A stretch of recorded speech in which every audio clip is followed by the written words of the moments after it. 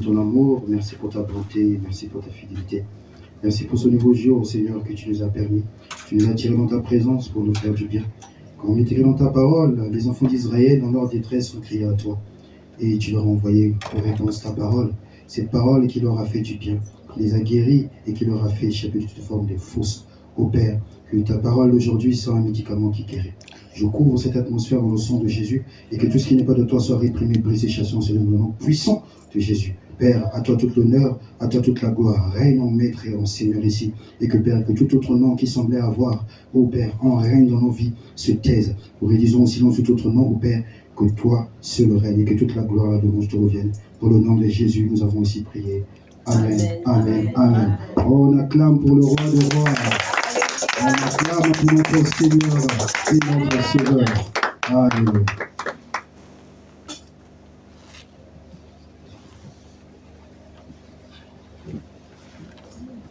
Merci Seigneur. Le thème de notre année, c'est la conquête. Et le titre de ce dimanche va être les alliés de la conquête. Je donnerai quelques versets qui nous serviront de fondement. Ensuite, nous verrons quelques principes attachés aux versets bibliques que nous allons lire en amont. Je donnerai les versets pour ceux qui notent et ensuite nous les lirons tous ensemble. Le premier verset, ça va être Exode 4, du verset 24 au verset 27, Acte 9, verset 26 au verset 27, Acte 11, du verset 25 au verset 26, Acte 18, du verset 24 au verset 28, Luc 10 au premier verset, Exode 17, 8 à 13. Je répète une dernière fois, Exode 4, du verset 24 au verset 27, Acte 9, du verset 26 au verset 27, Acte 11, du verset 25 au verset 26, Acte 18, du verset 24 au verset 28, Acte Luc 10, autant pour moi, au premier verset, et enfin Exode 17 au verset 13. Nous allons lire les premiers versets bibliques qui est dans Exode. On va aller dans Exode 4, du verset 24 au verset 27.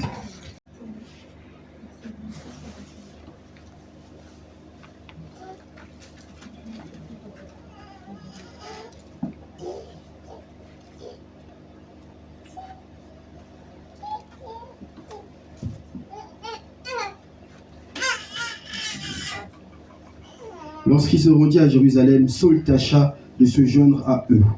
Mais tous le craignaient, ne croyant pas qu'il fût un disciple. Alors Barnabas, l'ayant pris avec lui, le conduisit vers les apôtres et leur raconta comment sur le chemin Saul avait vu le Seigneur, qui lui avait parlé, et comment à Damas il avait prêché franchement au nom de Jésus. Acte 11, verset 25 au verset 26.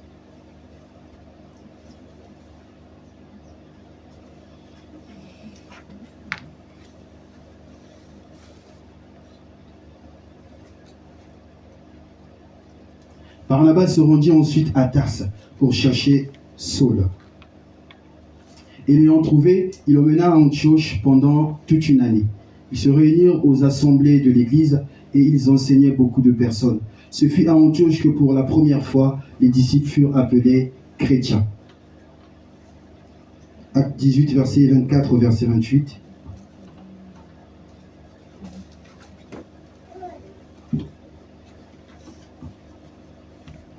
Un juif nommé Apollos, originaire d'Alexandrie, homme éloquent et versé dans les Écritures, vint à Éphèse. Il était instruit dans la voie du Seigneur et fervent d'esprit. Il annonçait et enseignait avec exactitude ce qui concerne Jésus, bien qu'il ne connût que le baptême de Jean.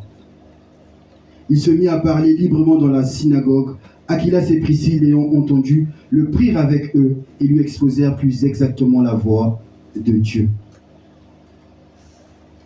Comme il voulait passer en Achaïe, les frères l'y encourageaient et écrivirent aux disciples de bien le recevoir. Quand il fut arrivé, il se rendit par la grâce de Dieu très utile à ceux qui avaient cru. Luc 10 au premier verset.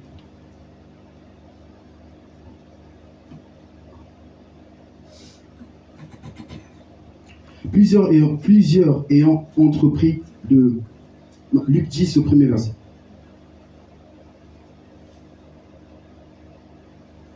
Après cela, le Seigneur désigna encore 70 autres disciples et il les envoya 2 à 2 devant lui dans toutes les villes et dans tous les lieux où lui-même devait aller. Et pour terminer, Exode 17, du verset 8 au verset 13.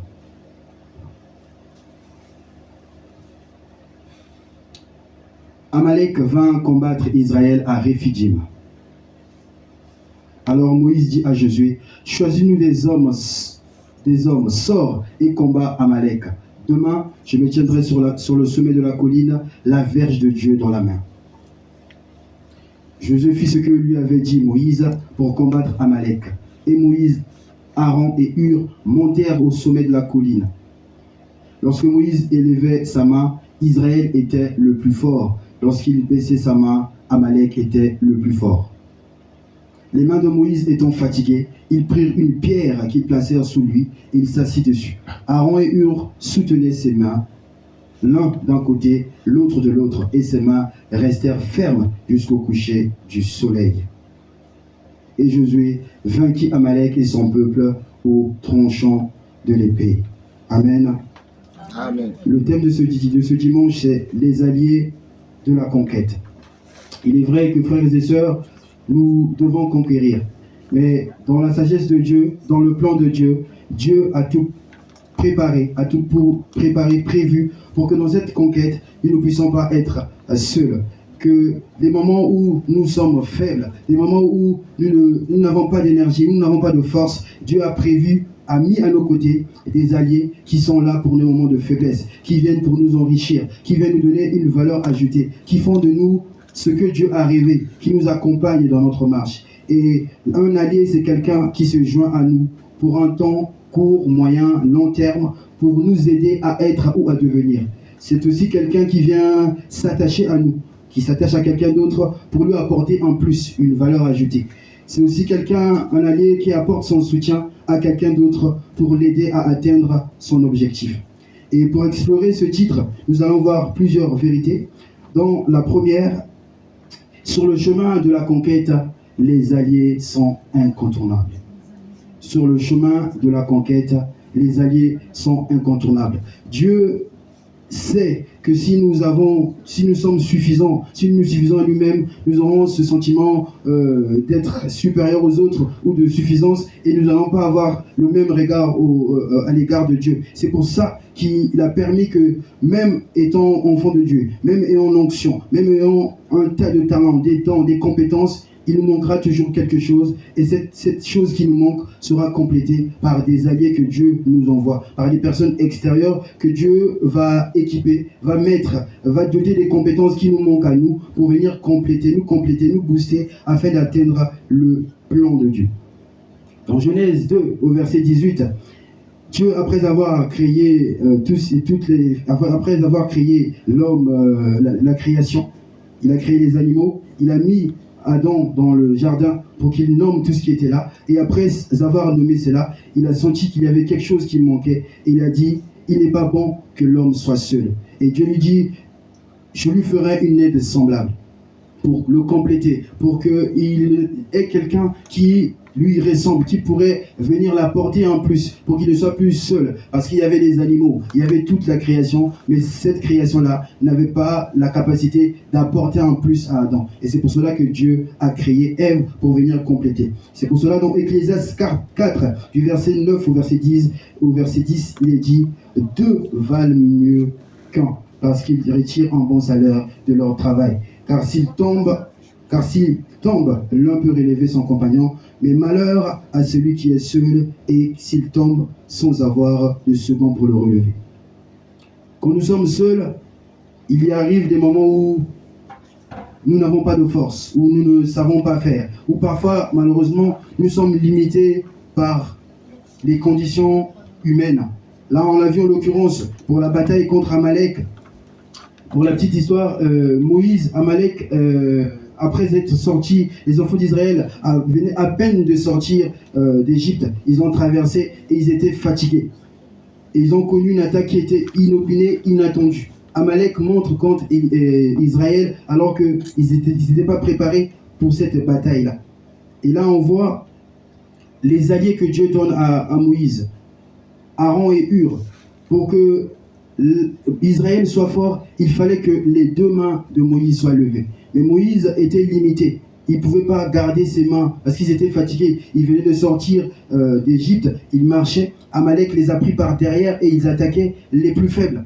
Donc, déjà de cette fatigue de la marche, ils ont encore cette bataille. Moïse était fatigué. Quand il monte sur la colline, ses mains se fatiguent. Moïse ne peut pas tenir longtemps ses mains. J'essaie de faire cet exercice-là. Je vous avoue que ce n'est pas un exercice facile. Garder ne serait-ce que 5 minutes ses mains levées, c'est dur. À combien plus forte raison, le temps d'une bataille. Et à chaque fois que Moïse devait baisser ses mains, Israël était faible. Et pour cela, Dieu a suscité à Moïse des alliés. Des alliés qui, pendant ce temps de faiblesse, ont soutenu les mains de Moïse.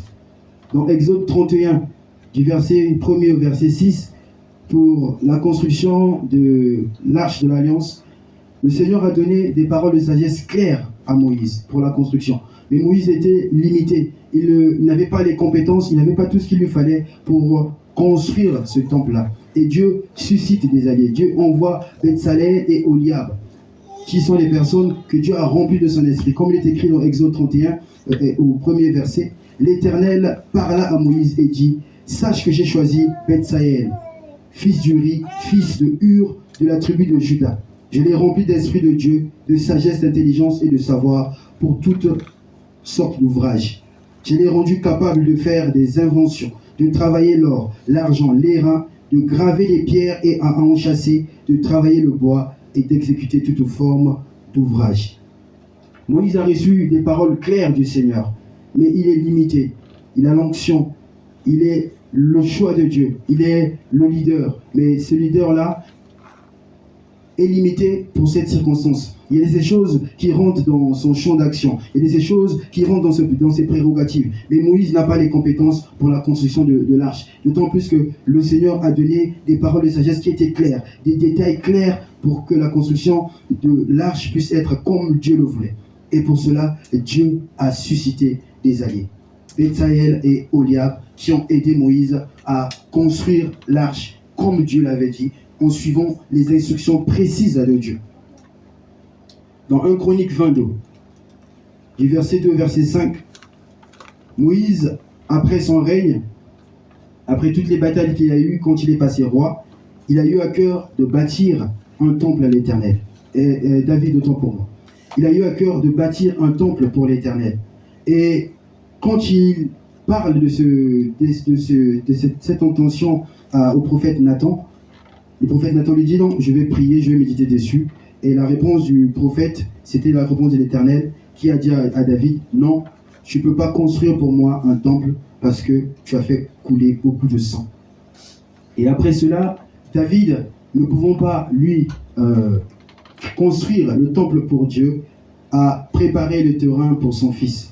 Il a préparé tout ce qu'il fallait pour que son fils Salomon prenne la relève dans la construction. Nous le voyons dans 1 Chronique 22, du verset 2 au verset 5, il est écrit « David fit rassembler des étrangers qui étaient dans le pays d'Israël. Il les chargea de tailler des pierres, de préparer des pierres de taille pour la construction de la maison de Dieu. » David a préparé le fer en abondance pour les clous battant des portes, des reins et en quantité telle qu'il n'était pas possible de peser. David ne peut pas construire l'arche, mais il est comme un allié dans la construction de l'arche. C'est Salomon qui viendra construire l'arche, nous le verrons plus tard, mais David prépare le terrain pour son fils.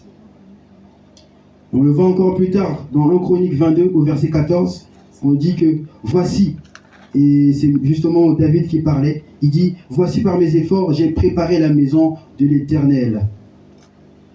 Pour la maison de l'Éternel, 1000 talents d'or, 1 million de talents, et une quantité d'airain et de fer qu'il est possible de peser. David prépare pour son fils des matériaux. Il s'inscrit comme cet allié-là qui aide Salomon dans la construction.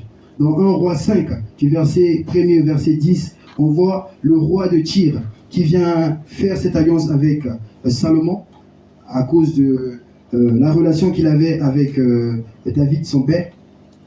Et le roi de Tyr aussi va venir être comme cet allié-là pour apporter à Salomon les matériaux nécessaires à la construction de l'arche de l'alliance, du temple de Dieu. Il est écrit dans 1 roi 5, du premier verset au verset 10, Hiram, le roi de Tyr, envoya ses serviteurs vers Salomon, car il apprit qu'on l'avait oint pour roi à la place de son père, et il avait toujours aimé David. Et il est écrit plus loin dans le 10e verset que Hiram donna à Salomon des bois de cèdre et de bois de cyprès autant qu'il en voulut. Salomon doit bâtir le temple de Dieu, mais il ne sait le faire seul. Il faut des matériaux, il faut de la main-d'œuvre. Et pour cela, Dieu touche le cœur. Il suscite le cœur de Hiram, qui est à cette époque le roi de Tyr, et qui a apporté à Salomon des matériaux nécessaires et qui ont permis à la construction du temple. En plus de cela, le roi de Tyr ne s'est pas arrêté qu'à envoyer des matériaux, il a aussi envoyé la compétence. Il a envoyé Hiram Abi, comme il est écrit dans 2 Chroniques 2, du verset 13 au verset 14, « Je t'envoie donc un homme habile et intelligent, Hiram Abi, fils d'une femme d'entre les fils de Dan et d'un père tyrien. Il est habile pour toutes sortes d'ouvrages en or, en argent, en airain, en fer, en pierre de bois, en étoffe teinte de pourpre. Voici, en plus de lui envoyer des matériaux, Dieu touche le cœur du roi de Tyr qui envoie la compétence. Hiram Abi qui est venu aider les enfants, aider Salomon avec son équipe à construire l'arche. Plus loin, on le voit dans 1 roi 7, du verset 13 au verset 14. Là, justement, on nous parle des compétences de Hiram Abi. On dit, le roi Salomon fit venir de Tyr Hiram Abi, fils d'une veuve de la tribu de Nephtali et d'un père tyrien, qui travaillait l'airain. Hiram était rempli de sagesse, d'intelligence et de savoir pour toutes sortes d'ouvrages d'airain. Il arriva auprès du roi Salomon et il exécuta tous ses ouvrages. Dieu suscite des gens, des alliés qui nous aident à faire, qui nous aident à construire. Dans cette conquête, nous ne ferons pas tout seuls, car nous sommes limités, car nous ne connaissons pas tout, car nous n'avons pas tout. Deuxième principe attaché à ce titre, Dieu n'envoie pas ses alliés à tout le monde. Il les envoie à ceux qui lui appartiennent, à ceux qui placent en lui leur confiance et ceux qui mettent les intérêts de Dieu devant. Dieu n'envoie pas ses alliés à tout le monde, il les envoie à ceux qui lui appartiennent. Il les envoie à ceux qui placent en lui leur confiance et à ceux qui mettent les intérêts de Dieu devant. Dans 2 Chroniques 16, 9, il est écrit « Car l'Éternel étend ses regards sur toute la terre pour soutenir ce dont le cœur est tout entier à lui. » Dans Exode 4, du verset 14 au verset 16, on voit Moïse qui rencontre les seigneurs au buisson ardent et qui justement dit au Seigneur que Seigneur, moi j'ai pas cette facilité de parler, je n'ai pas la langue aisée et ce n'est ni d'hier ni d'aujourd'hui ni depuis que tu parles à ton serviteur.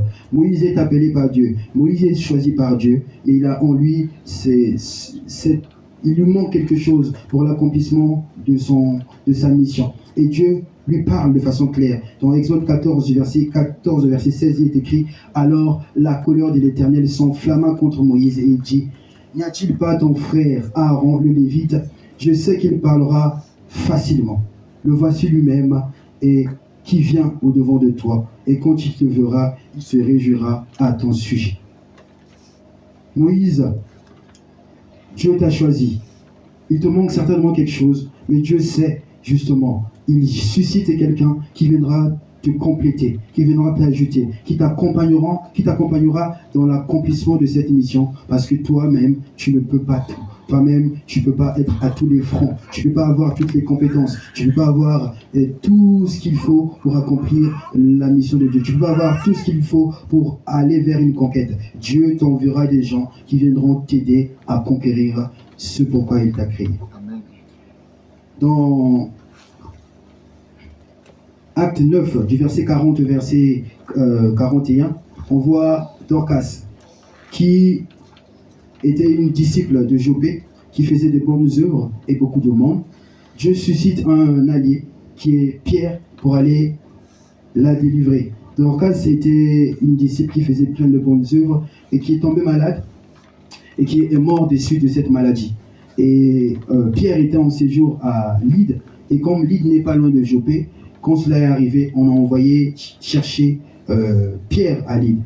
Et quand il est arrivé à Jopé, Pierre a manifesté cette puissance, Pierre a manifesté la gloire de Dieu, et grâce à Pierre, et grâce surtout aux bonnes œuvres que Dorcas faisait, ces aumônes ont fait à ce que ça attire vers elle cette grâce. Dieu envoie un allié vers Dorcas pour l'aider, pour la sauver, pour la délivrer.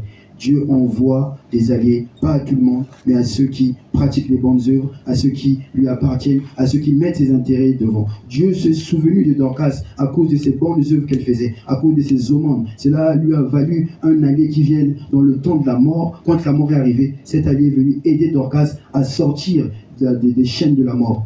Dieu suscite des gens. Quand on est juste, Dieu suscite des gens. Quand on est dans la droiture, on pratique des bonnes œuvres, il nous suscite des alliés dans les moments les plus sombres pour venir nous délivrer. On le voit aussi avec David, qui était un homme, comme il est dit dans la parole de Dieu, selon le cœur de Dieu. Et Dieu a envoyé à David Jonathan. Jonathan qui a été d'une très grande aide dans la vie de David. Et même quand Saül a essayé de tuer Jonathan, a essayé de tuer David, Jonathan a averti David. Et cela a permis à David d'échapper à plusieurs fois. Et même il a parlé à son père pour dire que qu'est-ce qu'il t'a fait de mal? David ne t'a jamais fait de mal. Au contraire, il t'a fait de bien. Pourquoi tu veux faire couler le sang d'un innocent? Il intercède pour David. Il défend les intérêts de David. Et d'ailleurs, nous le voyons, une fois que David est devenu roi, il dit, y a-t-il quelqu'un de la maison de Saül qui vit, qui a envie, pour que je lui fasse du bien à cause de Jonathan? Tellement que Jonathan avait fait du bien à David, ce bien-là a permis à Mephibosheth de bénéficier à une grâce par l'entremise de Jonathan. On le voit aussi dans 1 Roi 17, Élie avec la veuve.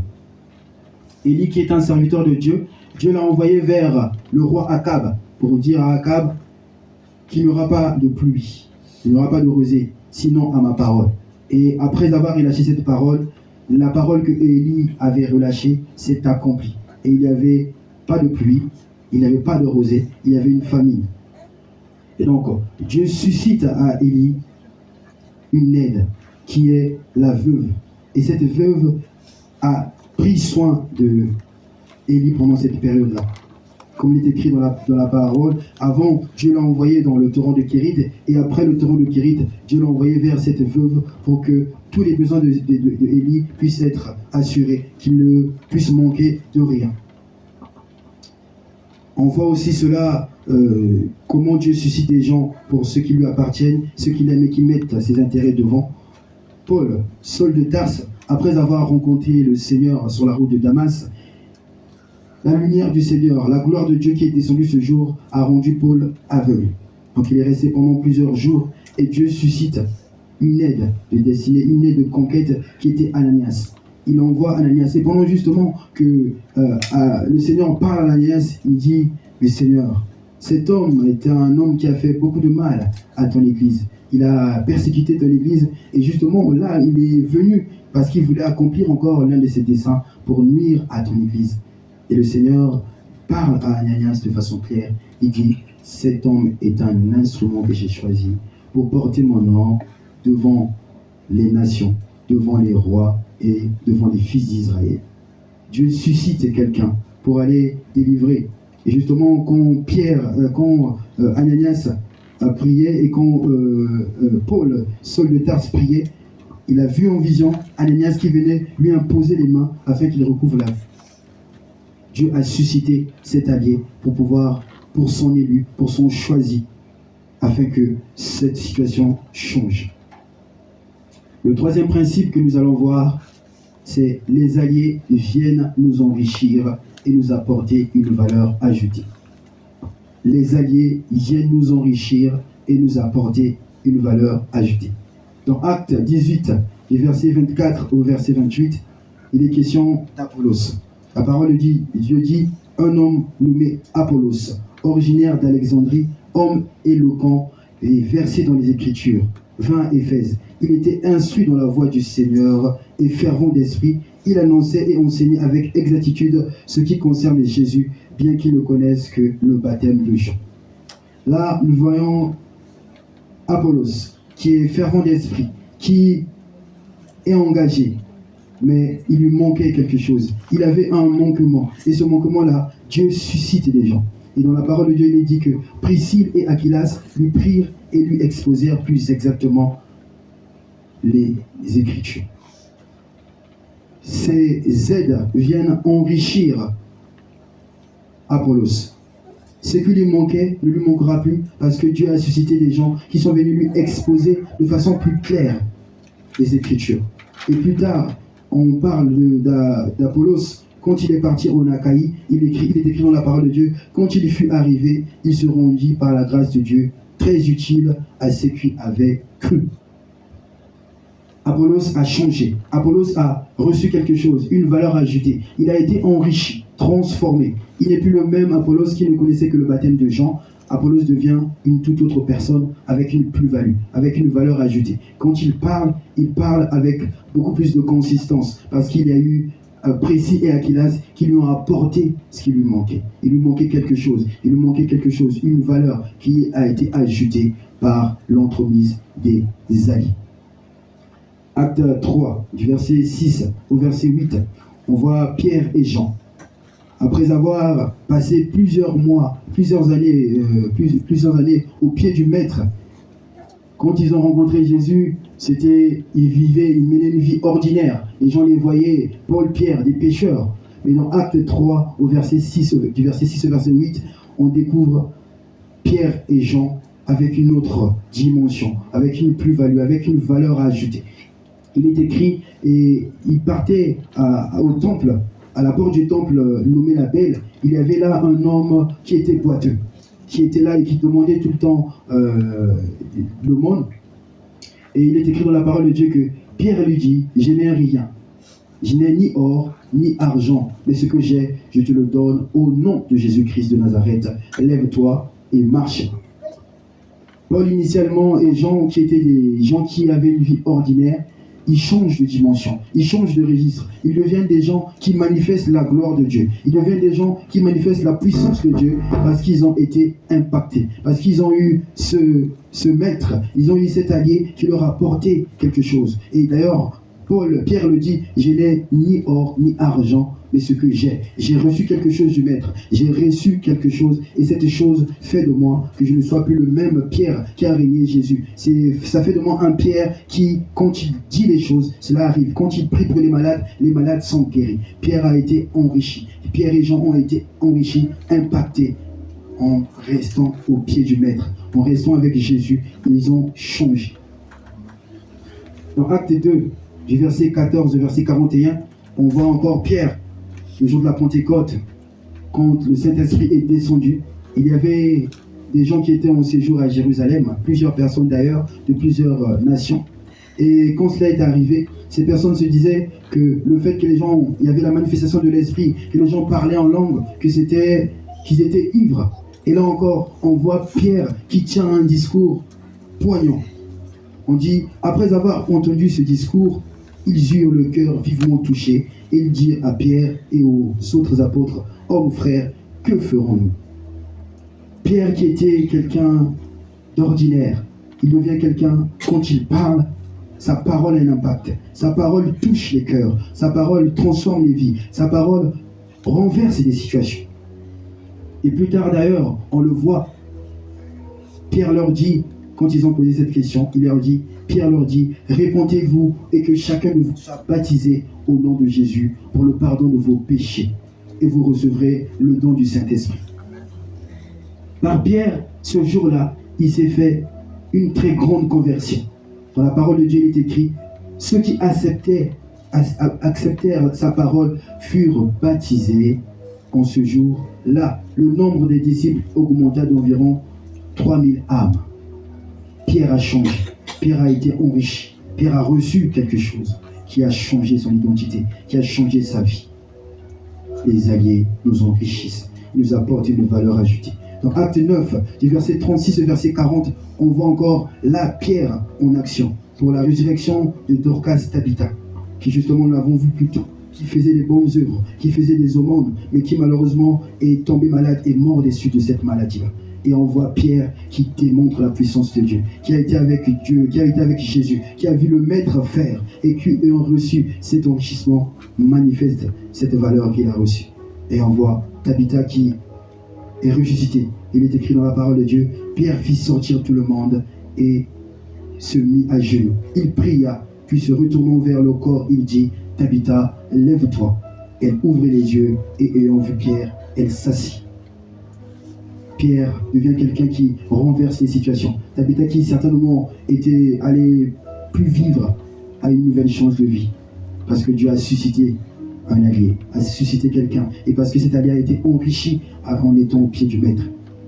Dans 1 Roi 19, au verset 20, on voit Élisée. Élisée, quand Élie le rencontre, c'était quelqu'un d'ordinaire qui justement, même le jour qu'il a été rencontré, labourait.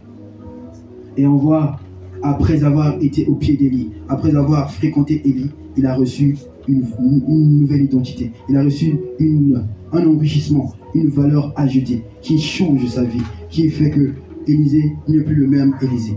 D'ailleurs, on le voit dans 2 Rois 2, au verset 13. On dit qu'Élisée, qui était un laboureur classique, devint quelqu'un qui manifeste la puissance de Dieu, qui sépare les eaux du Jourdain. Il est écrit, il releva le manteau qu'Élie avait laissé tomber, puis il retourna et s'arrêta au bord du Jourdain.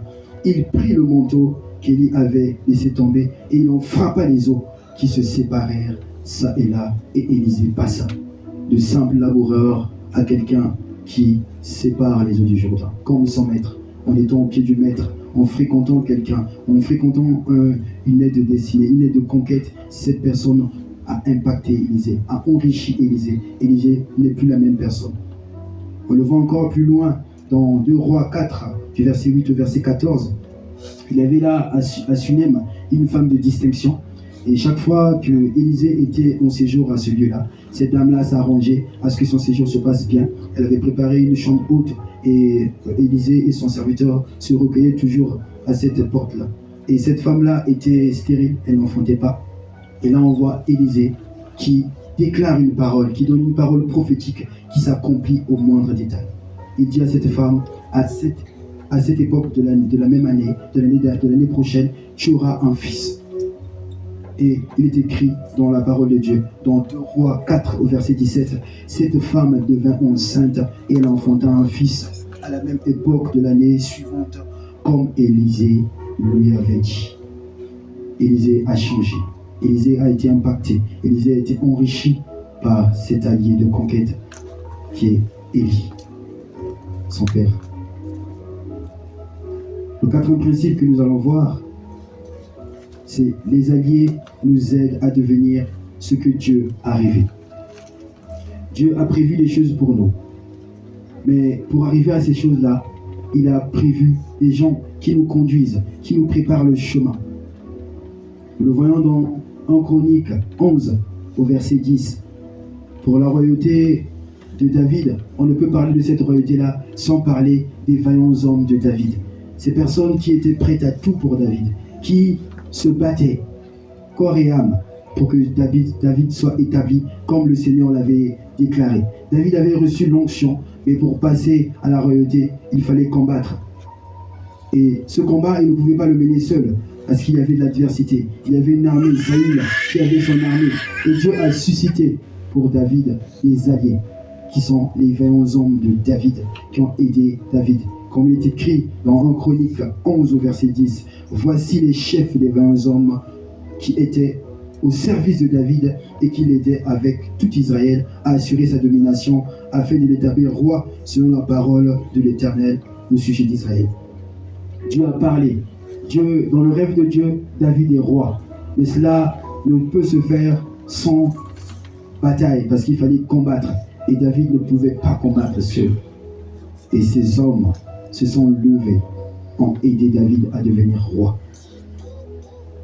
Le voyons d'ailleurs plus loin en 1 Chronique 12 au verset 22. Il en parle encore de ces hommes. On dit, en ce jour, des gens arrivaient auprès de David pour le secourir jusqu'à ce qu'il ait un grand camp comme un grand de Dieu. Des hommes qui viennent au secours de David. Dieu suscite des alliés pour nous aider à conquérir cette royauté-là. David, tu dois être roi, mais pour être roi, tu ne pourras certainement pas le faire tout seul. Dieu enverra des gens qui vont t'aider à conquérir cette royauté. Et Barnabas, qui se lève, il est écrit dans la parole de Dieu dans Acte 11, verset 25, Barnabas se rendit ensuite à Tarse pour chercher Saul. Donc, après cette résistance à Jérusalem, Paul a connu un moment comme de refroidissement.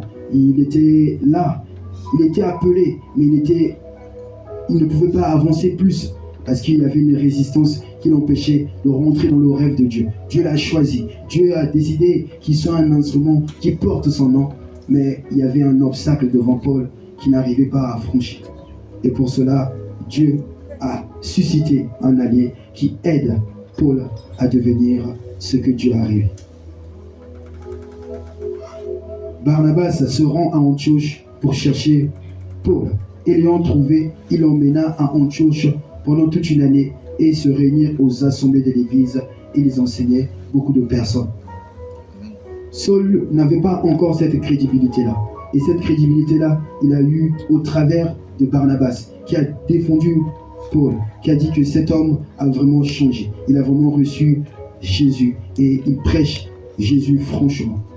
Sans Barnabas, certainement, Paul, le ministère de Paul ne serait pas arrivé à ce stade-là. On n'aurait pas été béni comme nous sommes bénis aujourd'hui par tout ce qu'il a écrit, tout ce qu'il nous a laissé comme héritage. Dieu a suscité Barnabas pour aider Paul à rentrer dans ce que Dieu a prévu, à rentrer dans le rêve de Dieu. Et plus loin dans Acte 14, du verset 8 au verset 9, on voit Paul qui désormais commence à opérer. Un Paul qui n'avait pas eu cette chance, qui au début avait connu cette résistance des gens, mais quelqu'un lui a ouvert le chemin, quelqu'un lui a permis de rentrer dans son ministère. Cette aide lui a permis de conquérir son ministère. Et on voit à Lystre, dans Acte 14, verset 8 au verset 9, Paul qui manifeste la puissance, manifeste la gloire de Dieu. Il y avait un homme impotent à Lystre et Paul guérit cet homme-là. Paul rentre dans ce ministère, rentre dans ce que Dieu avait rêvé. Mais pour cela, il a fallu que Barnabas soit là. Barnabas intervienne. Il est écrit dans la parole de Dieu, à Lystre se tenait assis un homme impotent, boiteux de naissance, qui n'avait jamais marché. Il écoutait parler de Paul, et Paul fixa les regards sur lui, et le voyant, et qu'il avait la foi pour être guéri, dit d'une voix forte, lève-toi sur tes pieds. Et il se leva d'un bond et marcha. C'est désormais possible. Paul rentre dans ce ministère qui initialement n'était pas possible parce que les gens résistaient, parce que les gens redoutaient le pire, se disaient que est-ce qu'il a vraiment changé? Est-ce qu'il a vraiment rencontré le Seigneur? Et il a fallu que Barnabas l'aide à rentrer dans cette mission, dans cette destinée. On le voit aussi dans le parcours d'Esther qui a été élevée par Mardochée, qui a bénéficié du coaching de Mardochée. Aujourd'hui, nous parlons de la reine Esther. On ne saurait parler de cette reine sans le coaching de Mardochée, qui a été d'une très grande aide à Mardochée, qu'il a pris depuis toute petite, qu'il a élevée, qu'il a éduquée. Et nous le voyons dans Esther 2 au verset 10. Quand il s'agissait d'aller pour la sélection des reines, Mardochée donne des paroles à Esther qui sont claires. Elle lui dit de ne pas révéler son origine et son peuple, car cela pouvait faire à ce que le choix du roi puisse être influencé par cela. Donc on voit un coaching de Mardochée qui permet à Esther de devenir ce que Dieu a rêvé. Dieu a un rêve, mais cela ne peut se faire comme ça. Dieu suscite des gens, Dieu envoie des gens, nous envoie des alliés pour devenir ce que Dieu a rêvé. On le voit plus loin dans Esther 2 au verset 17. Esther est désormais reine par le coaching de Mardochée. Il est écrit, le roi aima Esther plus que toutes les autres femmes et elle obtint grâce et faveur devant lui. Cela ne pouvait pas être possible si Mardochée n'avait pas été là. Si Dieu n'a pas touché Mardochée, n'est pas passé par Mardochée pour apporter ce qu'il fallait. Et cet accomplissement-là, du rêve de Dieu, du plan de Dieu, a été facilité par un homme que Dieu a suscité pour toucher, pour instruire, pour conduire, pour guider, pour encadrer jusqu'au rêve de Dieu. Le cinquième principe que nous allons voir, c'est les alliés nous font bénéficier des grâces liées à leur alliance avec Dieu. Les alliés nous font bénéficier de grâces liées à leur alliance avec Dieu. Dans Genèse 30, au verset 27, il était question de Laban. Laban qui menait une vie ordinaire, qui avait ses troupeaux, qui avait ses biens. Mais une fois que Jacob est arrivé, sa vie a connu une autre tournure, un autre tournant. Il est écrit dans la parole, Laban il lui dit, puisse-je trouver grâce à tes yeux? Je vois bien que l'Éternel m'a béni à cause de toi. Laban avait une vie, il avait des richesses, mais la présence de Jacob dans la vie de Laban vient changer la donne, vient lui emmener des grâces qui n'étaient pas directement liées à sa relation avec Dieu, mais qui étaient liées à la relation de Jacob. L'alliance que Dieu avait avec Jacob fait à ce qu'une grâce particulière localise Laban. Ses biens, ses richesses, sa vie. Les alliés nous font bénéficier des grâces à cause de leur relation avec Dieu. Dans Genèse 39, au verset 5, on voit Potiphar, qui aussi avait sa maison. Mais une fois que Joseph est arrivé dans la vie de Potiphar, il est écrit, dès que Potiphar l'eut établi sur sa maison et sur tout ce qu'il possédait, l'Éternel bénit la maison de l'Égyptien à cause de Joseph, et la bénédiction de l'Éternel fut sur tout ce qui l'appartenait, soit la main, soit dans la maison, soit au champ. Voici la vie de Potiphar qui est changée. Voici Potiphar qui connaît une percée de par la présence d'un allié, quelqu'un suscité par Dieu, envoyé par Dieu, qui rentre dans sa vie et qui change la donne. Parce que cette personne a une alliance avec Dieu. Cette personne était un élu de Dieu. Et cette personne fait à ce que Potiphar puisse se jouir des grâces qui sont des grâces attachées à l'alliance que Joseph avait avec Dieu. Nous voyons aussi dans 2 Rois 4, du verset 16 au verset 17, on en a parlé en amont de la femme sunamite, la femme de distinction, qui certainement n'aurait pas connu d'enfant si Élisée n'avait pas séjourné chez elle. Cette hospitalité-là, cette bonté qu'elle a témoignée à l'égard de l'homme de Dieu, a fait que, au travers de l'alliance que Dieu avait avec Élisée, au travers de ce dépôt que Élisée avait, cette femme a reçu un enfant. Non pas directement par son alliance personnelle avec Dieu, mais par l'alliance de l'homme de Dieu avec Dieu, qui fait que la situation de cette femme a changé. Et on le voit encore plus tard pour la même femme. Après avoir reçu cet enfant, malheureusement, il s'est avéré que cet enfant est mort. Et Dieu utilise encore puissamment Élisée pour la résurrection de cet enfant. Et cela ne serait certainement pas arrivé si Élisée n'avait pas cette alliance avec Dieu. Grâce à cette relation, grâce à cette alliance entre Élisée et Dieu, on a vu cette femme bénéficier de la grâce d'avoir un fils, et en plus de cela, de voir la résurrection de ce fils.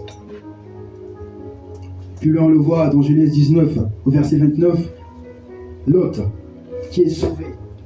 Le Seigneur est sur le point de détruire Sodome et Gomorrhe, mais par l'alliance que Dieu avait avec Abraham, Lot est sauvé, Lot est épargné. Il ne subit pas le même sort que tout le monde parce que Dieu avait son alliance avec Abraham. Et le fait que Lot était en proche d'Abraham, Dieu a manifesté sa grâce et cette grâce est allée toucher Lot et Lot a été épargné. Comme il est écrit dans la parole de Dieu. Lorsque Dieu détruisit les villes de la plaine, il se souvint d'Abraham et il fit échapper Lot du milieu du désastre. Lot est épargné, Lot est sauvé, non par son alliance personnelle, non par sa relation personnelle avec Dieu, mais par la relation que Dieu avait avec Abraham. Dans Exode 3, au verset 24, les enfants d'Israël qui dans leur détresse ont crié à l'Éternel. Mais l'Éternel répond à cause, encore une fois, de l'alliance qu'il avait avec Abraham. Ils ont cette grâce. Dieu suscite quelqu'un, il va envoyer Moïse. Il n'envoie pas Moïse comme ça, parce qu'il existe une alliance. Et cette alliance-là fait que les enfants d'Israël bénéficient d'une grâce qui est liée à une alliance. Comme il est écrit dans la parole de Dieu, Dieu a entendu leur gémissement et se souvint de l'alliance, de son alliance avec Abraham, Isaac et Jacob. Dieu regarda les enfants d'Israël et il en eut compassion. Voici Dieu qui manifeste sa compassion parce qu'il a une alliance qu'il engage avec son serviteur, avec ses serviteurs Abraham, Isaac et Jacob. Les enfants d'Israël voient cette grâce, ils sont délivrés. Mais cette grâce est une grâce qui est liée à une alliance qui était au préalable entre Dieu et Abraham. Le sixième principe que nous allons voir, c'est que Dieu nous envoie plusieurs types d'alliés. Le premier type d'alliés que Dieu nous envoie, ça va être des alliés que Dieu nous envoie pour un temps bref. Ce sont des personnes qui apparaissent dans nos vies, font ce que Dieu leur a envoyé de faire et ils disparaissent. Ils nous impactent, ils nous changent, mais pour un temps qui est court, ils viennent, ils agissent et ils disparaissent. Nous le voyons dans Acte 8, du verset 26 au verset 39, Philippe et l'eunuque éthiopien, qui lisait la parole, qui lisait le livre d'Ésaïe, mais qui ne comprenait pas ce qu'il s'agissait, ce dont il était question dans cette parole. Et Dieu suscite Philippe. Et quand Philippe va, il lui explique ce dont il est question dans cette parole-là. Et l'eunuque éthiopien dit à Philippe, voici un cours d'eau, qu'est-ce qu'il manque pour que je sois baptisé? Et Philippe lui dit, il ne manque rien, si tu crois que Jésus-Christ est Seigneur et Sauveur, tu seras baptisé. Il a dit, je le crois. Il a été baptisé. Et après cela, la parole de Dieu dit que Philippe a été enlevé. Dieu l'envoie. Dieu a envoyé Philippe dans sa vie. Mais pour un temps court, Philippe est apparu, lui a expliqué ce qu'il disait. Et après cela, a permis que par les mains de Dieu, a permis que par les mains de Philippe, que la personne soit baptisée. Et après le baptême, cela s'arrête. Philippe est enlevé par l'Esprit de Dieu. Dans Genèse 14, du verset 17 au verset 20, on voit Abraham et Melchisédek. Abraham, après avoir remporté une grande victoire contre un certain nombre de rois, rencontre Melchisédek, comme il est écrit dans la parole de Dieu. Après qu'Abraham fut revenu vainqueur de Kedar-Loamer et des rois qui étaient avec lui, le roi de Sodome sortit à sa rencontre dans la vallée de Chavé, qui est la vallée du roi. Melchisédek, roi de Salem, fit apporter du pain et du vin, il était sacrificateur de Dieu, du Dieu très haut. Et on voit plus loin, Melchisédek qui dit, béni soit Abraham et béni soit l'Éternel et béni soit Abraham. Béni soit Dieu très haut, béni soit le Dieu très haut qui a livré ses ennemis entre ses mains et Abraham lui donna sa dîme. Voici Melchisédek qui vient opérer dans la vie d'Abraham, qui va venir bénir Abraham. Et ils vont se voir pour un moment qui est très court, qui est un moment qui est très bref. Melchisédek apparaît dans la vie d'Abraham, il opère, il agit, il déverse ce qu'il avait déversé comme bénédiction dans la vie d'Abraham. Après cela, Melchisédek a accompli sa mission et il disparaît. Il sort de la vie d'Abraham. Un allié qui est là, qui apparaît pour un temps court et bref. Dans Acte 9, du verset 10 au verset 18, on l'a vu avec Ananias, que Dieu a envoyé vers Paul pour permettre à Paul de recouvrer la vue. Ça a été pour un temps bref, pour une mission précise. Une fois que Paul a recouvré la vue, Ananias est parti. On n'a plus jamais parlé de la Bible d'une relation entre Ananias et Paul. Dieu a suscité Ananias pour aller accomplir quelque chose de précis. Ça a été un allié pour un temps bref.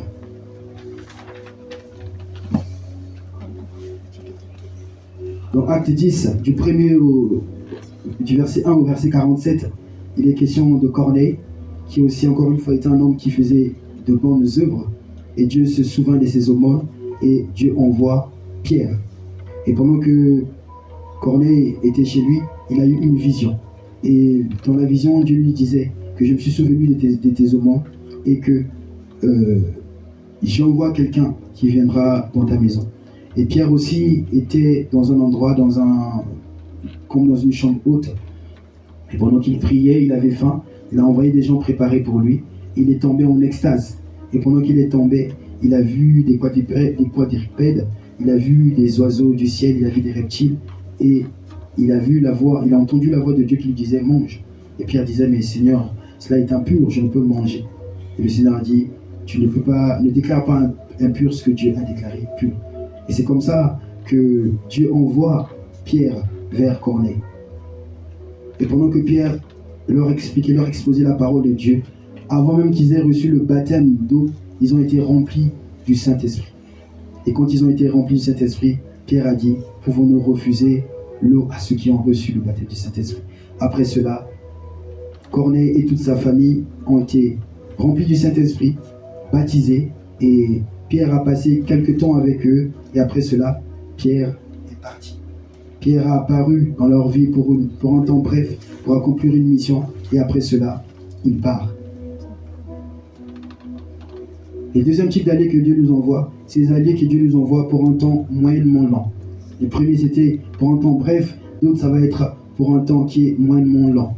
Nous le voyons avec le duo Barnabas et Paul.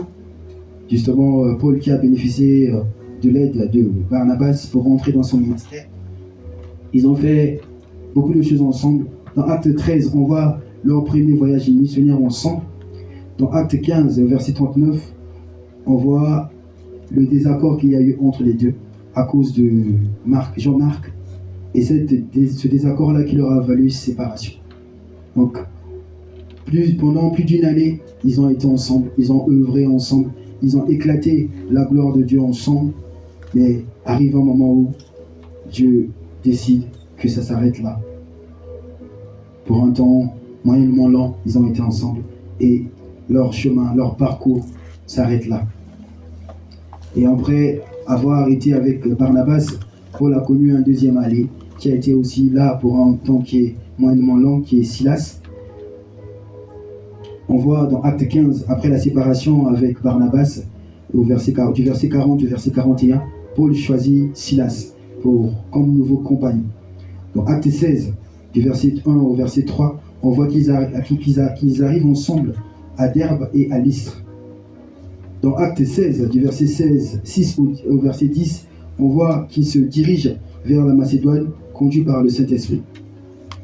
Dans Acte 17, du verset 14 au verset 15, on voit Paul qui va tout seul à Athènes. Et là, la séparation commence à se faire, tout naturellement.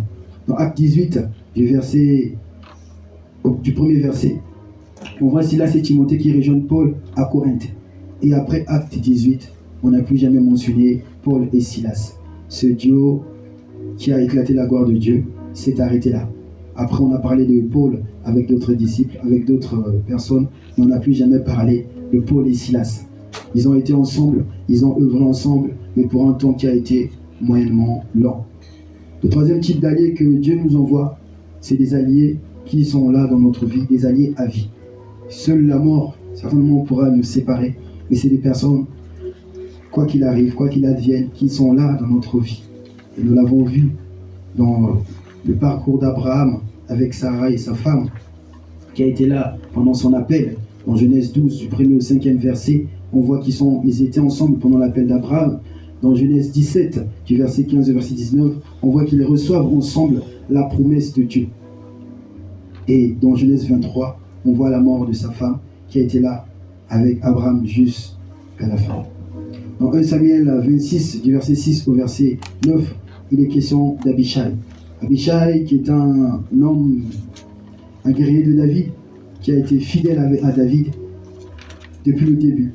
On voit dans Acte 26, verset 6 et verset 9, qu'il est déjà là dans le désert avec David. Dans 2 Samuel 10, c'est lui qui est le chef d'armée de l'armée de David. David étant roi, l'a établi chef d'armée. Parce qu'il a été là, il a traversé des moments avec David, il a été fidèle avec David. Et dans 2 Samuel 21 au verset 17, On voit David qui est certainement au soir de sa vie, qui combat un géant. Et là, cette bataille a failli être fatale pour David. Et là, il y a Abishai qui est intervenu pour venir sauver David de la main de ce géant. Un allié qui est resté avec David depuis le début jusqu'au soir de sa vie. Il est écrit dans la parole de Dieu, Abishai, fils de Tseruja, vint au secours de David, frappa le Philistin et le tua. Quelqu'un qui a été là dès le début, qui a été fidèle à David. Et d'ailleurs, quand David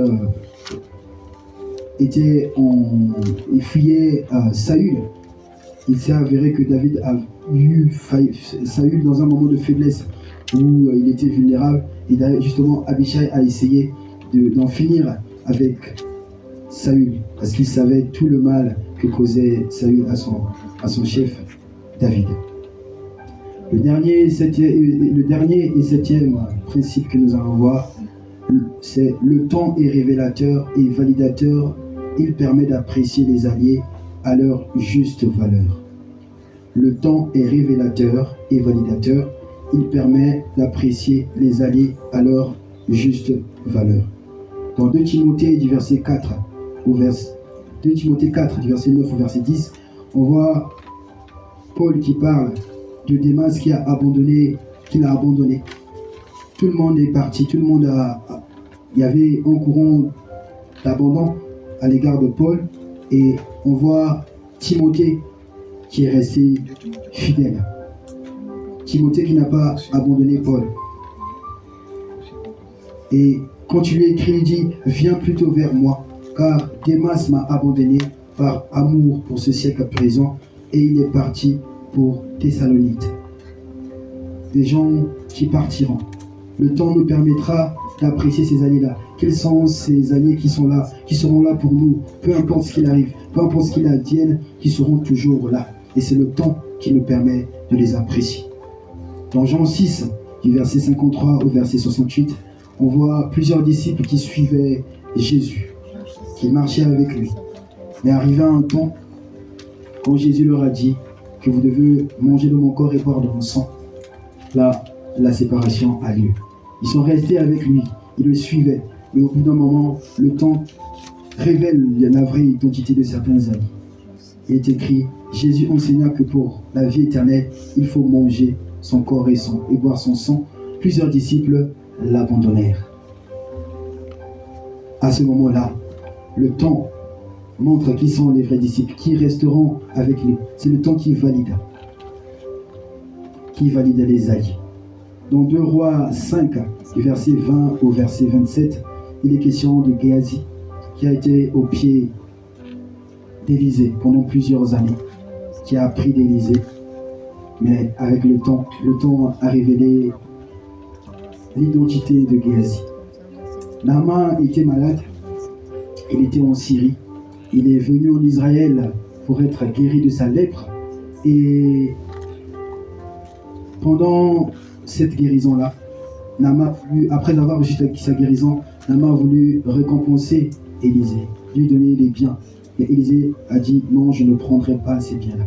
Et Géasi, à l'insu d'Élisée, est parti pour prendre les biens. Par appât de gain, prendre les biens alors que Élisée les avait refusés. Et là, Géasi a fini lépreux. La lèpre qui était sur Naaman a fini sur sa main. Parce que le temps est révélateur. Le temps est validateur. C'est le temps qui nous permet d'apprécier les vrais alliés. Les alliés qui resteront avec nous. Les alliés qui combattront avec nous. Les alliés qui ne nous laisseront jamais. Et nous l'avons vu dans 2 Samuel 21, au verset 17, Abishai qui est resté fidèle à David. Il a été là jusqu'à la fin.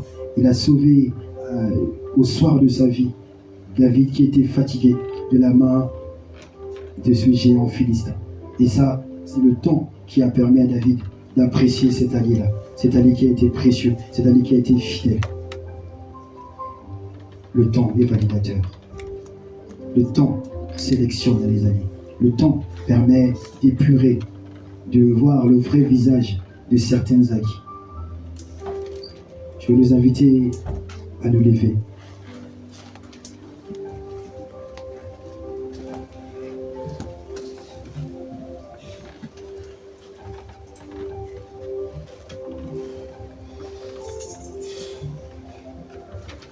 Nous allons prier Dieu pour tous les moments de repentir déjà devant Dieu. Certainement, nous nous sommes dit conquête, aller de conquête. Nous avons pensé que nous allions le faire par nous-mêmes, par nos forces, par nos compétences. Certainement, nous avons pensé à ce que nous avons comme atout, ce que nous avons comme compétences, ce que nous savons faire. Nous avons projeté notre conquête sur ce que nous avons. Alors que dans le plan de Dieu, Dieu a prévu des gens qui nous aideront. Parce qu'il sait que nous ne sommes pas suffisants. C'est justement pour que nous ne nous voyons pas suffisants à nous-mêmes que Dieu suscite des gens qui doivent nous ouvrir le chemin, qui doivent nous montrer la route, qui doivent nous coacher, nous encadrer, nous guider. Ces personnes viennent nous booster, viennent nous donner ce que nous n'avons pas. Et dans cette année, il sera question de ces personnes-là autour de nous, dans nos vies. Nous rencontrerons certainement des gens qui, après les avoir rencontrés, nous verrons notre vie changer. Nous allons nous repentir pour tous ces moments où nous nous sommes dit que c'est par nous-mêmes, c'est par notre force. Déjà demander pardon à Dieu à ça. Et aussi demander pardon pour tous ces alliés que Dieu nous avait envoyés et que nous n'avons pas su discerner, que nous avons méprisés. Demandons pardon à Dieu pour cela, au nom de Jésus. Oui, merci Seigneur. Merci pour ta parole que tu as relâchée. Merci Seigneur parce que jour après jour, tu nous conduis, tu nous encadres dans cette conquête qui ne se fera que selon tes desseins. Car Père, si nous devons conquérir, nous ne pouvons conquérir que comme toi tu l'as prévu pour nous. Nous ne pouvons pas conquérir comme nous le voulons, car nous sommes dans un royaume.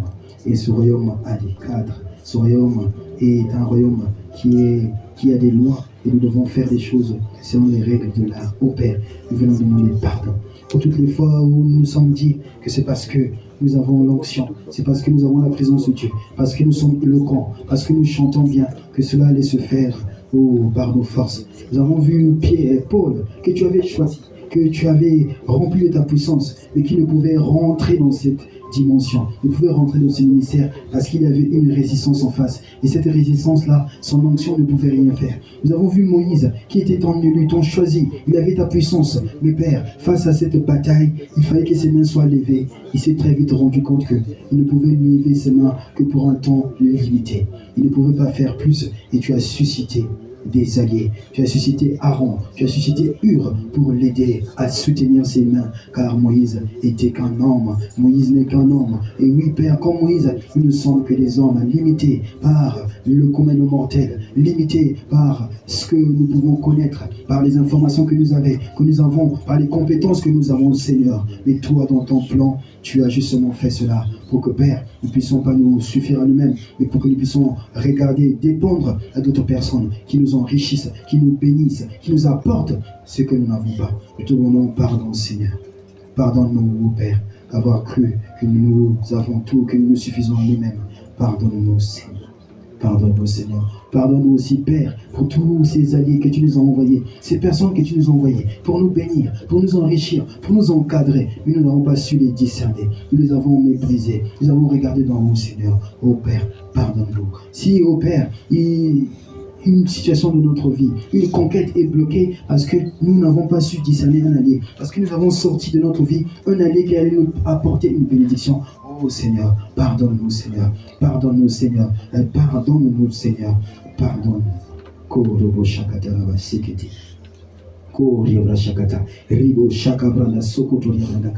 Oui Seigneur, je vais mettre ce peuple au bénéfice du sang de Jésus et de l'œuvre accomplie du Christ à la croix. Que ton sang nous lave, que ton sang nous sanctifie, que ton sang nous justifie de toute faute, de toute erreur, de toute action, de toute omission, que tout ce qui ne t'a pas honoré Seigneur, que nous puissions être lavés par ton sang.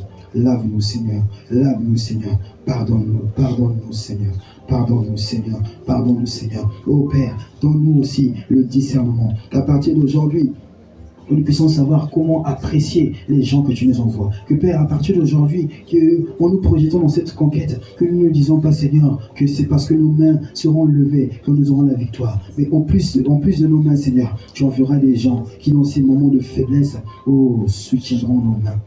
Ô Père, merci de ce que tu es présent.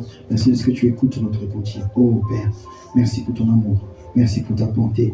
Merci pour ta fidélité. Oh, merci de ce que tu nous écoutes. Merci de ce que tu nous exauces. Merci pour ce que tu opères dans nos vies. Dans le nom de Jésus, Nous avons ainsi prié. Amen. Amen. Amen. Alléluia. Nous allons faire une dernière prière pour demander à Dieu. Certainement, il y a ces choses dans nos vies qui sont bloquées. Peut-être parce que nous n'avons pas discerné les alliés ou parce que les alliés ne sont pas encore rentrés en action. Nous allons prier déjà que si c'est bloqué parce que nous n'avons pas discerné un allié, que Dieu renvoie un nouveau allié. Et que pour ceux qui n'avancent pas, que Dieu aussi suscite des gens qui vont venir nous aider, qui vont venir décompter la situation, qui vont venir nous enrichir. Peut-être qu'il faut qu'on rentre dans un ministère. Peut-être qu'il faut qu'on apprenne à mieux faire quelque chose. Que Dieu nous envoie la personne qui viendra nous montrer comment faire. Nous allons prier dans ce sens, dans le nom de Jésus. Oh, oui, Seigneur, merci pour ta parole. Tu donnes ta parole que les enfants d'Israël qui dans leur détresse, ils ont crié à toi. Et Père, tu les as envoyé ta parole. Et cette parole non seulement les a guéris, mais les a fait échapper de toute forme de fausse. Père, certainement tu as relâché cette parole pour ton peuple. Est-ce que tu peux faire quelque chose? Oh Père, permets que s'il y a une chose dans notre vie, s'il y a un sujet de conquête qui est bloqué, qui stagne, parce que Père, nous n'avons pas discerné un allié, Père, nous te prions, renvoie-nous un allié, renvoie-nous un Barnabas, renvoie-nous un Barnabas qui nous aidera à rentrer dans cette destinée. Envoie-nous, Seigneur, un Élie qui nous aidera à devenir Élisée. Envoie-nous Élie afin qu'il nous aide à devenir Élisée. Oui, Seigneur, car tu descends dans la vie des hommes par un homme, tu touches la vie des hommes par un homme. Oh Père, si notre ministère est bloqué, si nous devons rentrer dans une autre dimension, nous devons rentrer dans une autre grâce et que ça est bloqué parce que cet allié et cette aide ne peut encore rentrer en jeu. Père, nous prions que tu nous suscites, que tu nous envoies des gens qui vont nous aider, oh Père, à conquérir notre mariage, à conquérir notre santé. Oui, Seigneur, envoie-nous des pôles, envoie-nous des pierres qui viendront nous guérir de toute forme de maladie. Envoie-nous, Seigneur, oh, par ta grâce, touche des gens qui viendront nous booster, qui viendront nous changer, Seigneur. Nous te prions, nous te prions. Visite-nous par des alliés, visite-nous par des alliés. Touche-nous. Envoie des gens qui vont nous changer, Seigneur. Quand on nous verra, on se dira qu'il y a quelque chose qui s'est passé, il y a quelque chose qui a changé. Parce que, Seigneur, nous aurons fréquenté quelqu'un, nous aurons été en contact avec un homme de Dieu, authentique, avec un homme de Dieu vrai. Oh oui, Père, ces disciples, quand ils sont partis dans la ville que Jésus leur a envoyée, ils sont revenus dire à Jésus, même les esprits impurs, ils sont soumis en ton nom. Oui, Père, ceux qui étaient des hommes ordinaires, des pécheurs ordinaires, aujourd'hui, ils ont changé, ils ont transformé. Jésus leur a impacté, la présence, la fréquentation de Dieu a changé leur vie. Ils deviennent des gens, qui parlent avec autorité, ils deviennent des gens qui manifestent la gloire de Dieu. Père, envoie-nous des alliés, visite-nous par des alliés, qui vont nous changer. Oh Père, nous traversons des situations, des péchés qu'on n'arrive pas à laisser, Père. On suscite des gens qui vont nous aider, Oui, Seigneur, nous avons des situations difficiles. Visite-nous par des alliés, qui nous donneront les paroles qu'il faut, qui vont manifester ta puissance. Touche les cœurs, envoie les alliés de conquête, touche, Père, envoie-nous des alliés, Seigneur. Oui, Père, nous ne pouvons le faire nous-mêmes, touche les vies, touche les cœurs, envoie des alliés. Oh, la vachakati. Touche, Seigneur, cette situation a longtemps duré. Passe par un frère, passe par une soeur, délivre-moi. Oh oui, Père, touche le cœur de ton serviteur, touche, Seigneur, passe par une soeur, mais délivre, Seigneur. Oh, pour cette conquête, touche. Je dois rentrer dans mon mariage, mais touche une soeur qui va, oh Père, venir me parler, venir me montrer comment je dois marcher, comment je dois me comporter, comment je dois me tenir, comment je dois parler. Oh Père, touche, je dois devenir roi. Père, Esther ne pouvait devenir reine sans le coaching de Mardochée. Père, on voit quelqu'un qui va me coacher, on voit quelqu'un qui va coacher ma soeur afin que nous entrions dans notre ministère. Oh Père, on voit quelqu'un qui va nous encadrer. Oui Père, on a le potentiel, mais Père, cela doit être encadré. Touche. Oh, mon Dieu, mon Père, Seigneur, seront comme oui, Père, dans les jours qui viennent, oh, nos relations ne seront plus les mêmes. Nous allons discerner nos alliés, ces personnes qui se lèvent pour nous à 3 heures pour prier. Oui, Père, nos vies changent, car les alliés rentrent en jeu. Quand nous sommes fatigués, nous savons prier. Tu touches la vie de quelqu'un qui fléchit les genoux pour ma situation. Tu touches un frère, Père, quand je ne peux prier pour mon épouse, quand je ne peux prier pour ma soeur. Oh, Père, touche ce frère qui prie pour moi, touche ce frère qui prie pour ma situation. Oui, Papa, suscite des gens qui vont porter notre situation comme si c'était la leur. Suscite des gens qui vont se priver de manger pour que ma vie change. Suscite des gens qui vont se priver pour que ma situation change. Suscite des gens qui vont se priver de manger pour que je me marie. Suscite des gens qui vont se priver de boire pour que je sois guéri. Suscite, Père. Au nom de Jésus. Oui, Seigneur. Touche, Père. Envoie les alliés. Nous allons conquérir. Mais Seigneur, par ton intervention, autour de nous, Seigneur, il y a des gens que tu as mis là pour nous aider à rentrer dans cette gloire. Au nom de Jésus. Nous nous attendons à toi. Merci pour les témoignages que tu nous donnes dans les jours qui viennent. Nous venons sceller cela dans le sang de Jésus, afin que ce que nous venons sceller soit scellé dans les cieux. Oh Père, merci de ce que tu le fais. Oh oui, Père, envoie-nous cette personne qui a une alliance avec Dieu. Et grâce à cette alliance, qui nous bénit. Merci pour la vie de ton serviteur, oh Père. Depuis son arrivée dans nos vies, par ton alliance avec lui, c'est un allié qui change les vies. Oui, Père, merci de ce que tu opères puissamment. Je prie, Père, que tu exagères encore, que cette dose d'onction, mon Père, que tu augmentes afin que nous soyons bénis, que ce fleuve d'eau vive qui jaillit de lui a béni ses multitudes. Oui, Père, tu l'as choisi, tu l'as établi, oui, Père, pour ton œuvre, afin que, Père, il puisse être cet allié qui nous pousse, cet allié qui nous enrichit, qui nous apporte une valeur ajoutée. Je te loue, je te bénis pour sa vie, je te le recommande entre tes mains, Seigneur.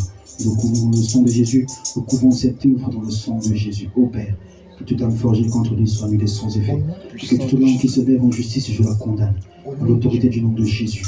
Ô Père, merci de ton amour, de ta bonté, de ta fidélité. Dans le nom de Jésus, nous avons ainsi prié. Amen. Amen. On acclame pour le roi des rois. Merci Seigneur. Merci pour les alliés que tu suscites. Alléluia. Gloire à Jésus. Acclamez le Seigneur. Acclamez le Seigneur.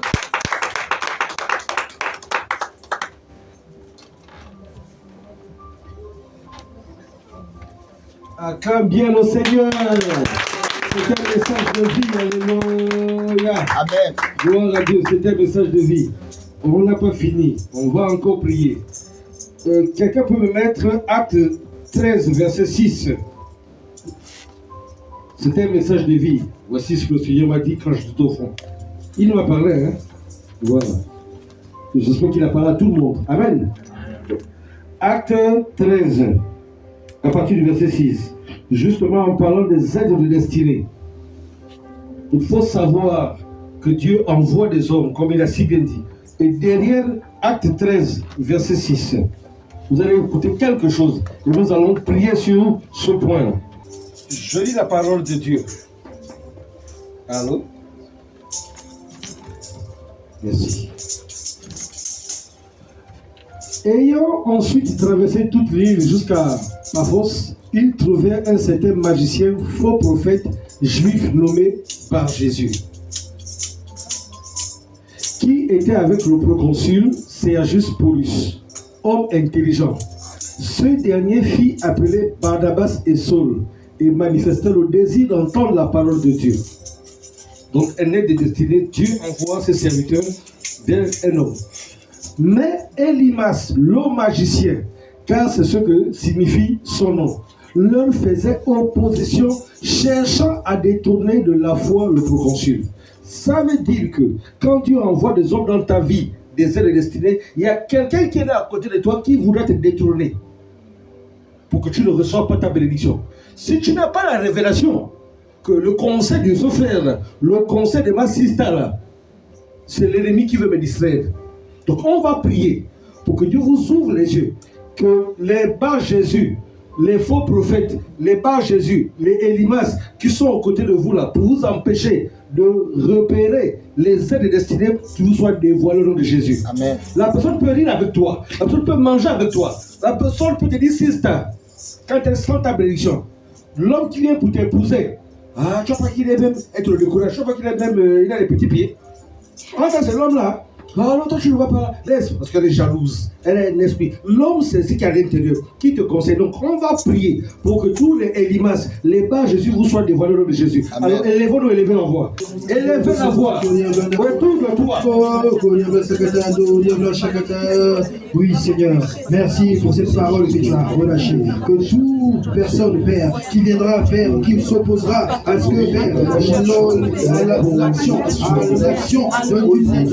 de conquête dans nos vies, je suis là peut-être sorti, qui puisse être exposé. Ouvre nos yeux, ouvre nos yeux, ouvre nos yeux, afin que nous puissions discerner, Père, les personnes qui nous empêchent de rentrer dans notre conquête, les personnes qui empêchent aux aides de notre conquête de rentrer dans notre vie. Oh, ouvre nos yeux, ouvre nos yeux, ouvre nos yeux, ouvre nos yeux. Oh oui, Père, à compter de ce jour, à compter de cette heure, même, Père, même qui sont pas,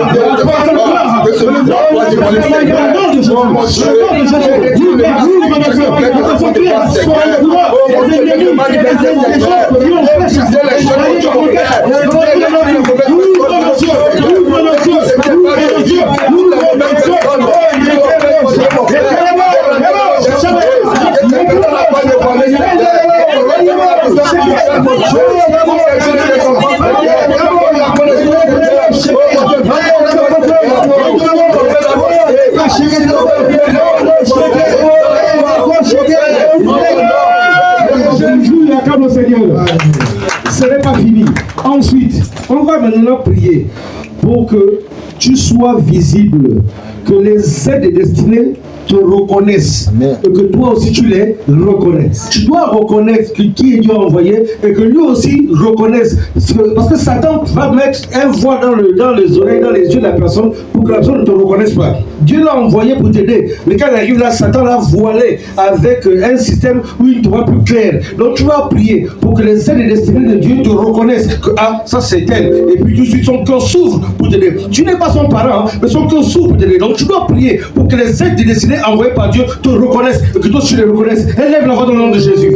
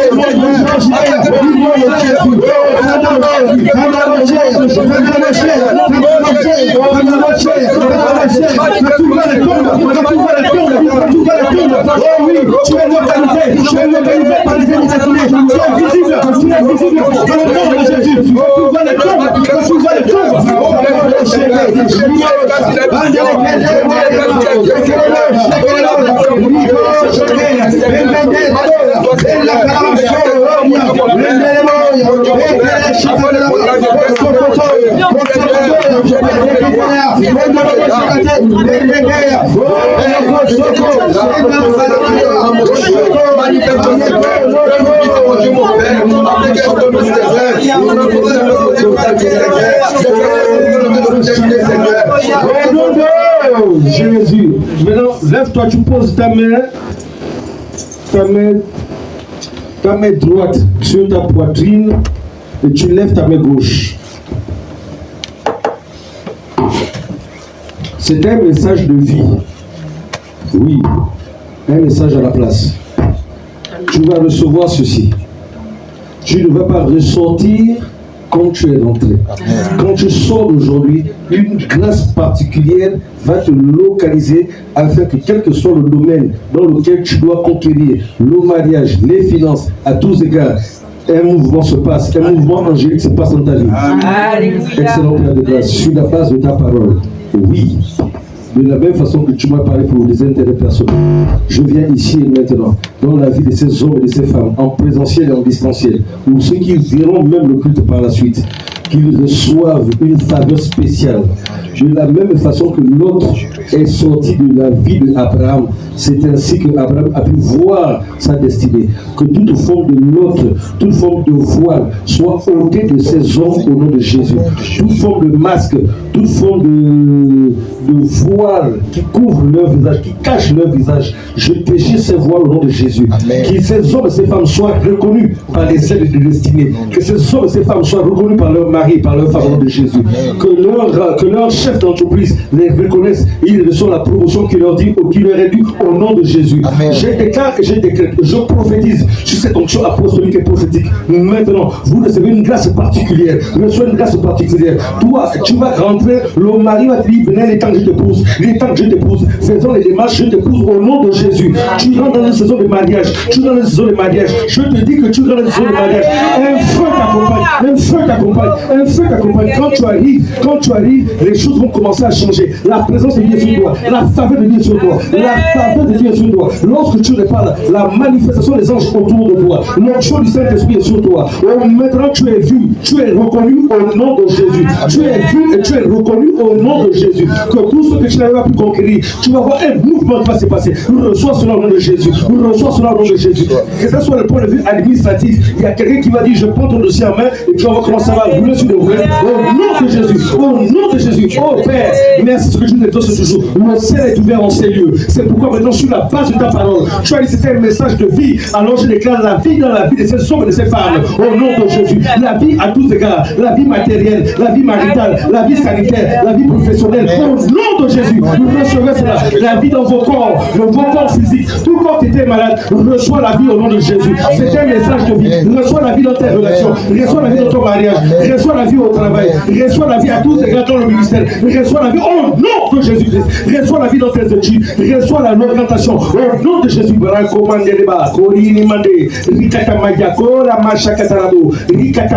Au nom de Jésus. Merci Seigneur de ce que tu nous exauces toujours. 3 fois nous disons Amen, Amen, Amen. Acclame au Seigneur. C'est pas fini. Pendant que je vais prier, me dit quelque chose. Maintenant, vous avez une responsabilité. Tu dois prendre une décision pour dire aujourd'hui, moi aussi, je me positionne comme étant aide du destin de quelqu'un. Oui. Dieu le juste juge. Tu dois te décider aujourd'hui que je dois être une source de bénédiction. Je me décide. Je n'attends pas faire un rêve. Je me décide avec les dispositions que j'ai, les moyens que j'ai, les relations que j'ai. Comment je peux aider quelqu'un? Comment je peux aider quelqu'un? Comment ma vie peut être utile pour quelqu'un? Il manque quoi à l'église? Pasteur, moi, je ne suis pas là tous les jours, mais chaque fin de mois, tant pour l'église. Ah non, bon, telle soeur, on va trouver des papiers. Bon, moi, avec mon mari, on va faire des papiers pour t'aider. C'est ça, tu décides ça toi-même. Donc, tu vas élever la pour dire, Seigneur, c'est toi qui connais mes compétences. Tu connais mes compétences. Ça peut être toi qui vas apprendre le cours d'anglais à quelqu'un, le cours d'informatique à quelqu'un. C'est toi. Donc, tu dois te décider. Aujourd'hui, c'est pas Dieu qui décide à ta place. Hein. C'est toi qui dis, bon, là, voici le potentiel que j'ai. Je mets ça à la disposition des frères et sœurs. À la fin, là, on va dire, bon, oui, moi, je peux offrir ça. Quelqu'un qui est volontaire va lever la main. Moi, qui a besoin de telle formation, on te dit, ah oui, voilà. Tu dois te rendre disponible et lève la voix dans le nom de Jésus. Amen. Chacun selon tes compétences. Tu sais que tu as la compétence. Peut-être que tu sais dresser. Tu dois apprendre une chose, comment dresser. Peut-être que tu sais faire quelque chose. Tu dois te rendre disponible pour permettre aux autres. Alléluia. Amen. Pas besoin de rêve. Alors on prend la décision et lève la voix dans le nom de Jésus. Éternel mon Dieu, éternel mon Père, merci Seigneur pour la parole, merci Seigneur pour l'enseignement, merci pour toutes ces révélations Seigneur.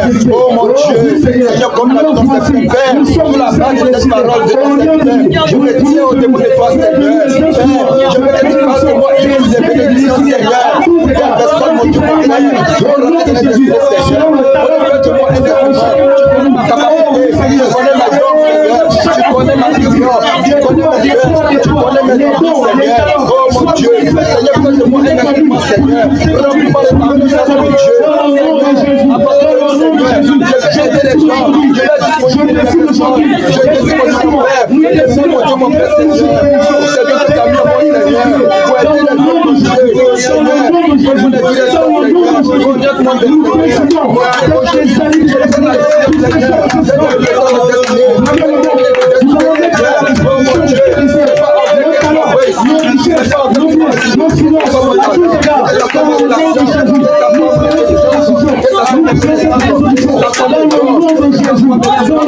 Jésus,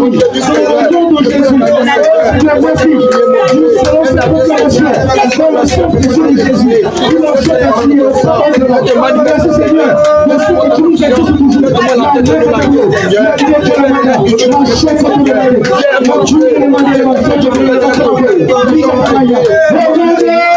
Jésus, acclame au Seigneur.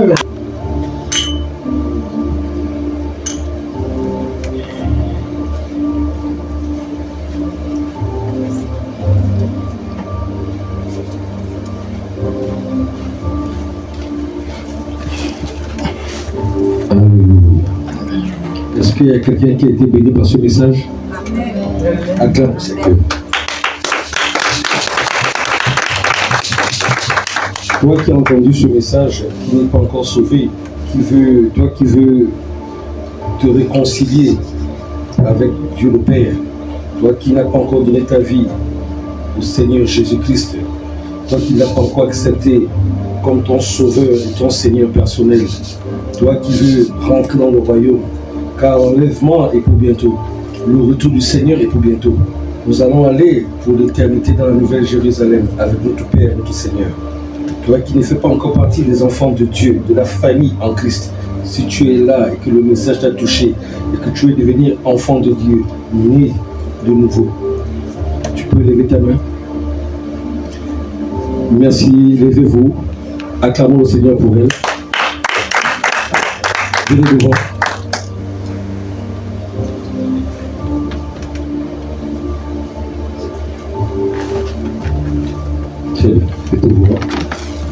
Nous allons prier, nous allons faire la confession. Paul nous dit, quand une âme est sauvée, c'est une joie, une fête qu'il y a dans le ciel. Et donc aujourd'hui, le ciel est content de savoir qu'il y a un enfant qui rentre dans la bergerie, dans la maison du Père, c'est réconcilié. C'est pourquoi vous allez faire cette prière après moi. Vous allez répéter cette prière, cette parole après moi. Seigneur Jésus, j'ai entendu ta parole. J'ai le cœur vivement touché. Et aujourd'hui, je prends la décision. Parce que j'ai cru dans mon cœur. Que Jésus-Christ, ton Fils, qui est mort à la croix, qui est ressuscité d'entre les morts, je le crois, qu'il est assis à la droite. C'est pourquoi, Seigneur, je l'accepte. Comme mon sauveur personnel. Mon Seigneur personnel. Je viens maintenant donner ma vie à Christ Jésus. Je ne suis plus enfant du monde. Je deviens enfant de Dieu. Et je sais. Je crois de mon cœur. Je confesse de ma bouche. Jésus-Christ. Mon sauveur et mon Seigneur personnel. Son sang qui a coulé à la croix de Calvaire a aussi coulé pour moi. Pour me laver. Pour me racheter. Pour me justifier. Pour faire de moi un enfant de Dieu. Je ne suis plus enfant du diable. Parce que je confesse. Je crois dans mon cœur que le sang de Jésus m'a sauvé. Au nom de Jésus. Merci Seigneur Saint-Esprit. De ce que tu me fasses naître de nouveau. Dans le royaume de Dieu. Des enfants de Dieu. Qu'il en soit ainsi. Et plus autrement. Au nom de Jésus. Amen. Amen. Amen. Acclamons le Seigneur. Maintenant, nous allons prier pour elle. Comme vous savez comment ça se passe, nous allons étendre nos mains. Vous, les dites pour elle, c'est dans l'Église qui va prier pour vous. Nous allons prier pour elle pour que la grâce de Dieu se manifeste, la protection divine, que toute forme de réclamation, toute forme de piège, toute forme de résistance qui pourront se lever soit renversée, soit annulée, afin que là où elle est là, que la grâce de Dieu soit toujours son partage et qu'elle soit sous la protection des anges. Nous allons chacun élever la voix pour l'accueillir dans le royaume. Prions maintenant. Excellent Père de grâce, nous te présentons ta fille, ton âme ici maintenant. Oh oui Seigneur, merci pour sa vie, qu'elle vient de te confier. Nous la plongeons dans le sang de Jésus. Nous la plongeons sous l'autorité du Seigneur Saint-Esprit. Que l'onction du Saint-Esprit qui brise le genou, brise toujours au-dessus de sa vie, au-dessus de ses épaules, au-dessus de sa tête, dans le nom de Jésus. Que tout ce qui ne glorifie pas ton nom, qui ne glorifie pas ton nom dans ce corps, soit maintenant expulsé. Que toute forme de réclamation se taise, que toute forme de corps soit coupée, que toute forme de chaîne soit brisée au nom de Jésus. Que toute forme de réclamation soit stoppée, se taise maintenant dans la vie de cette fille, dans la vie de cette fille au nom de Jésus. De cette femme maintenant, Seigneur, qu'elle soit bénie, qu'elle soit prospère. Nous la couvrons, nous la cachons dans le sang de Jésus. Oh oui, dans le sang de Jésus, ta vie est cachée. Dans le cœur de Christ, ta vie est cachée. Dans le nom de Jésus, tu es béni, tu es prospère. La présence des anges t'enveloppe, ton couronne, t'environne et te protège dans le nom de Jésus. Sois béni et sois protégé. Au nom de Jésus. Merci pour ton amour, merci pour ta bonté, merci pour ta fidélité. Oui Seigneur, oui tu es fidèle, oui tu es présent, oui tu agis ici. Nous avons le discernement, nous savons discerner les alliés, nous savons aussi discerner les ennemis de la conquête, Père. Merci de ce que tu touches à tous égards, Père, des alliés dans notre cadre professionnel, des alliés, Seigneur, dans tout ce que tu as mis en nous, des gens qui viendront nous aider, nous aiguiser, nous tailler, nous encadrer, Seigneur. Père, les gens qui viennent, nous voyons notre vie changer, nous voyons des gens qui interviennent dans nos vies comme ils n'ont jamais intervenu. Nous voyons des gens agir dans nos vies comme jamais, qui font des choses que nous les avons jamais soupçonnées, qu'ils feront un jour. Et sinon parce que tu as agi, parce que tu es rentré maintenant en œuvre, Père, les gens nous mettent à notre bénéfice tout ce pourquoi tu as mis en œuvre pour nous, Père. Nous bénéficions maintenant de toutes les grâces attachés à nos alliés. Père, merci de ce que nous aussi, au sortir de ces moments, nous devenons des alliés, des instruments puissants. Fais de nous, Seigneur, un Barnabas pour un pôle qui rencontre les résistances. Fais de nous, Seigneur Dieu, nous t'en supplions, un Pierre pour une Dorcas qui a perdu la vie. Fais de nous, Seigneur, un Pierre pour Iné qui était impotent. Père, utilise-nous puissamment. Fais de nous des Philippe pour l'unique éthiopien. Fais de nous, Seigneur, des Aquilas et Priscille, afin que, Seigneur, au travers de nous, les gens te rencontrent, afin qu'au travers de nous, les gens te connaissent, Père. Merci de ce que tu nous utilises puissamment, afin que nous revenions dans ta présence comme les disciples, après que tu les as envoyés. Ils étaient surpris de ce que tu pouvais faire au travers de leur vie. Ils sont venus, ils sont dit, même les esprits impurs nous sont soumis en ton nom. Père, manifeste-toi puissamment. Nous te recommandons ce peuple, nous les couvrons dans le sang de Jésus, que cette semaine soit bénie, plein de témoignages à la gloire de ton nom. Père, merci de ce que tu as fait pour ton amour, pour ta bonté, pour ta fidélité, pour le nom de Jésus, qu'il en soit ainsi pour ton nom. Amen, amen, amen.